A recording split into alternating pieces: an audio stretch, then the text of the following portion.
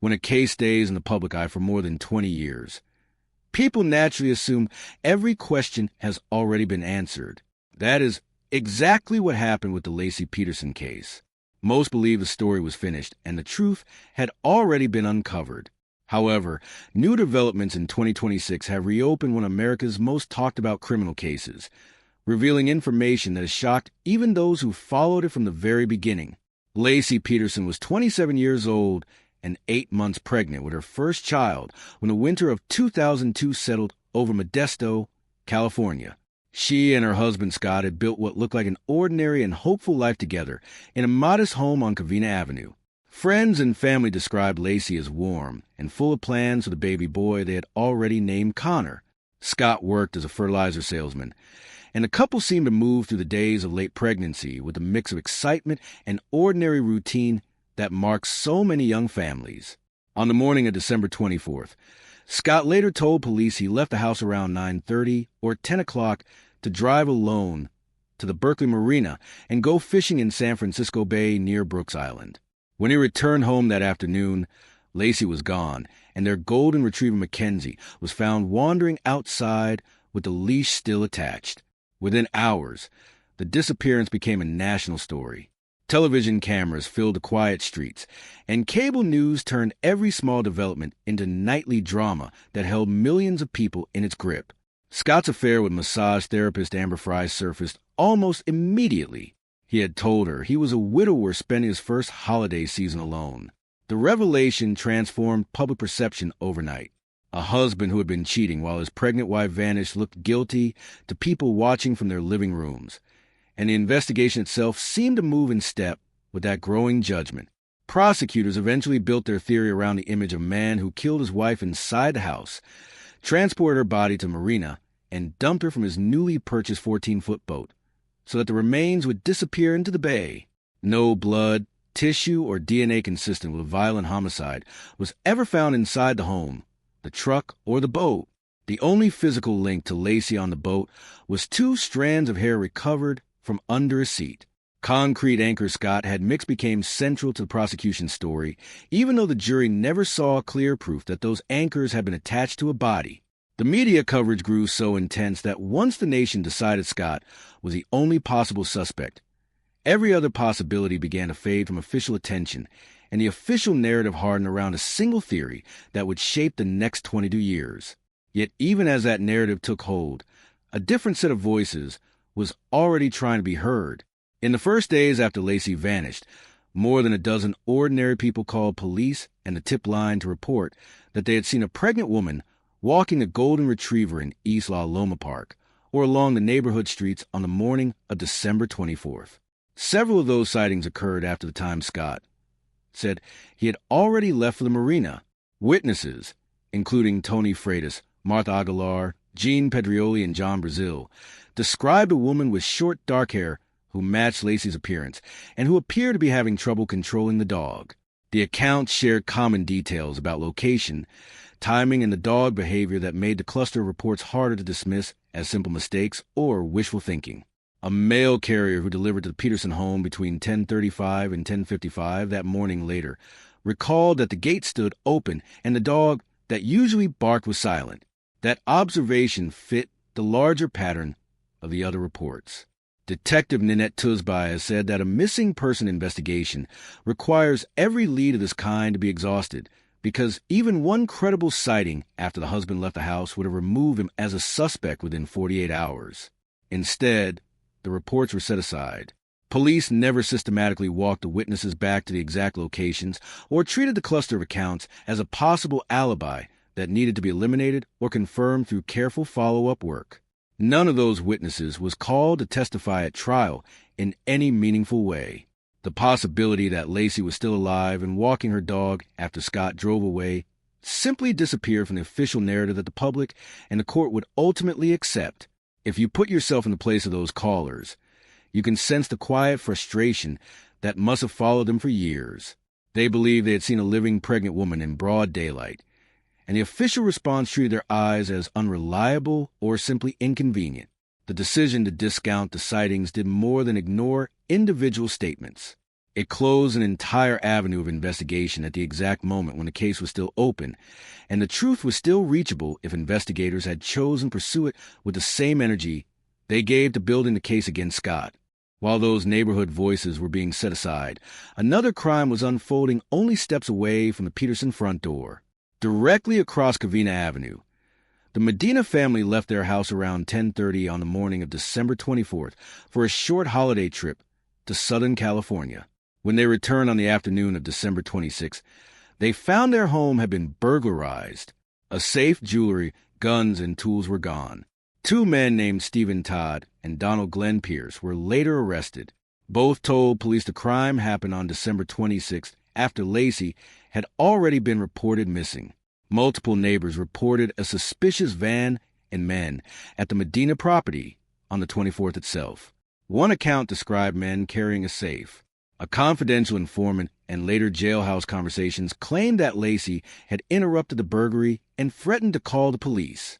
On the morning of December 25th, a stolen van was found fully engulfed in flames roughly 1 mile away behind the home of a relative of Todd. Inside the burned vehicle sat a mattress that tested presumptively positive for blood. A gasket had been placed on top of a portion of the mattress, preserving that area from complete destruction by the fire. Fire investigator Brian Spitulski noted that the fire appeared intentional and designed to erase physical evidence. Defense counsel Mark Garagos has stated that key details of the van and mattress were never disclosed to the defense in real time, and that later testing examined only a small fabric portion rather than the entire piece of evidence. Months after Laci disappeared, investigators from the missing person case and the burglary case met and decided to destroy the remaining Medina evidence. Prosecutors maintained there was no connection and that the burglary occurred after Laci was already gone. The decision to destroy physical material while a murder investigation remained open left a silence that has never been fully explained. You can feel the weight of that choice if you consider how differently the case might have unfolded if the mattress and the van had been treated as possible links rather than unrelated events. The questions those decisions left behind have only grown heavy with time, and they lead directly to the scientific pillars that once seemed to hold the prosecution theory in place. At trial, a hydrologist named Ralph Chung told the jury that wind and current data were consistent with a body placed south of Brooks Island, where Scott said he had been fishing. That testimony placed Laci's remains on a path that seemed to begin at Scott's boat, and then months later on the Richmond shoreline. Years later, experts retained by the Los Angeles Innocence Project applied Delft 3D hydrodynamic modeling, a system that did not exist in usable form during the original trial.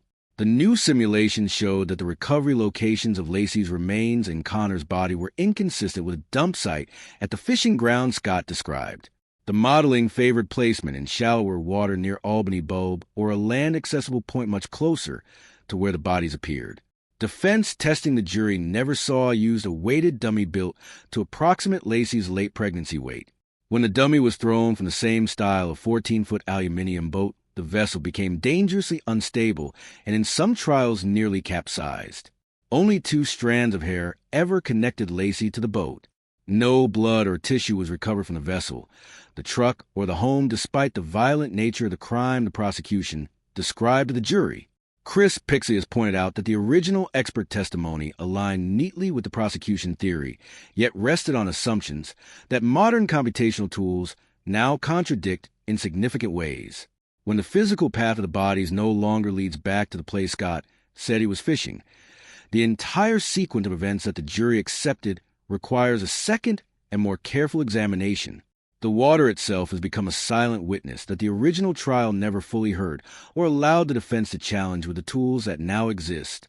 That challenge to the dump location gains even greater force when it is placed beside the science of the unborn child whose measurements once locked the timeline in place.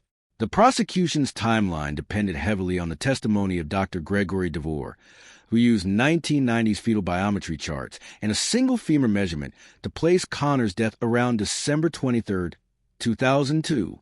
That narrow window locked the murders firmly to the hours before Scott left home and made every later development in the investigation seem like confirmation of the state's central theory. Specialists reviewing the same bone measurements with modern standards reached a significantly different conclusion. Data from the Intergrowth 21st study published in 2014, along with World Health Organization and National Institute of Child Health and Human Development growth charts, placed Connor's most likely death between December 28, 2002 and early January 2003. A 10-year Harvard radiologist retained by the Los Angeles Innocence Project calculated a central estimate near January 1st. Forensic anthropologist Allison Galloway, who examined the remains at the time of autopsy, had already given a range that stretched as late January when she testified at the original trial. Because a fetus cannot survive long after the mother dies, a later death date for Connor means Laci herself remained alive for days after Scott's fishing trip. Experts such as the prosecution theory required Scott to kill Laci inside the house, move her body to the residence, load it into the truck, transport to marina, transfer into the boat, and finally dispose of it in the bay without leaving transferable biological material beyond 2 strands of hair found under a seat.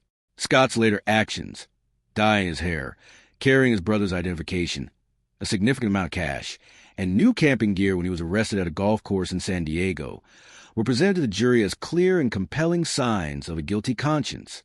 Defense voices including Chris Pixley and Nanette Tusby have argued that a man facing a media-driven presumption of guilt and receiving credible death threats would reasonably attempt to disappear rather than remain in a city that had already decided his fate. Mark Garagos has said the affair itself, rather than any forensic proof, is what ultimately sealed the conviction in the minds of the public and the jury that heard the case. Handwritten notes recovered from a home and examined by a forensic document examiner appear consistent with Laci having known about the boat purchase and even shopping for marine equipment, which undercuts the claim that Scott acquired the vessel in complete secrecy solely for purpose of disposing of a body. The complete lack of physical evidence in every location where the crime was supposed to have occurred sits beside a set of behavioral choices that can be read in more than one reasonable way depending on the assumptions a person brings to the evidence. When the science of the currents and the science of fetal growth both move away from the original timeline, the empty rooms begin to look less like the scene of a carefully planned and perfectly executed crime, and more like the scene of a crime that may have happened somewhere else under circumstances the original investigation never fully explored. That possibility carries an emotional weight that is difficult to ignore once you allow yourself to sit with a full record. The Los Angeles Innocence Project formalized all of these issues in its detailed August 2025 petition that asked the court to examine the new scientific findings and the long-ignored leads. In April 2026, Judge Elizabeth Hill denied every claim contained inside that petition. The district attorney celebrated the ruling as recognition that the arguments were nothing more than recycled material that courts had already considered and rejected. Sharon Rocha rejected the documentary's central premise outright and stated that no new evidence existed. The Innocence Project responded by preparing the appeal that is now moving toward a higher court under California's post-conviction procedures. Nanette Tusby continues to say that any individual denied a fair and thorough investigation from the beginning deserves a new trial. Chris Pixley maintains that the original verdict rests on unreliable scientific testimony and therefore cannot be considered constitutionally reliable under the standards that are supposed to protect every defendant. Mark Garagos repeats that he has never believed Scott capable of these particular crimes and that the evidence has never supported the conclusion the jury reached. What has settled over the case in 2026 is not a clean resolution that brings peace to anyone involved. It is a realization that an investigation can become so deeply committed to its first conclusion that later evidence is treated as a threat to institutional authority rather than as an opportunity to correct a possible error. Whether Scott Peterson is innocent or guilty, the record now shows multiple independent lines of inquiry that were either never fully tested or actively closed off by decisions made inside the original investigation. The neighborhood sightings were set aside. The neighboring burglary evidence was destroyed. The currents were modeled with tools that no longer match modern computational standards. The growth of an unborn child was measured with charts that later research revised in significant ways. The worst truth is that the system has spent more energy protecting the finality of its verdict than testing whether that verdict still stands on solid ground after more than 20 years of scientific and investigative progress. The public is left with the uncomfortable knowledge that justice sometimes prefers the comfort of a definitive ending over the discomfort of another beginning that might lead to a different result. That preference for institutional finality may be the part of this story that outlasts every court filing and every documentary that tries to reopen the file, and it is the part that continues to grip anyone who has followed the case with an open mind. You can sense the human cost if you allow yourself to think about the years that have already passed, and the years that may still pass while the higher court decides whether the original foundation is strong enough to carry the weight it was given. The documentary that aired in July of 2026 did not invent these questions. It simply refused to let them remain buried under the language of finality. The appeal that is now moving forward will force at least one more court to look at the science and the leads that were never fully chased. Whatever that court decides, the deeper problem remains. An investigation that closes doors too quickly and a system that protects those closed doors for decades leaves everyone connected to the case in a state of unresolved tension. The families continue to carry their grief. The man in prison continues to insist on his innocence. The public continues to wonder whether the truth was ever fully allowed to surface. That unresolved tension is what makes the story of Laci and Connor and Scott feel unfinished even after more than 20 years. And it is what keeps the questions alive long after the cameras have moved on to other cases. What do you make of the new science and the leads that were never chased? Share your thoughts in the comments and tell me whether you believe this case still deserves another day in court.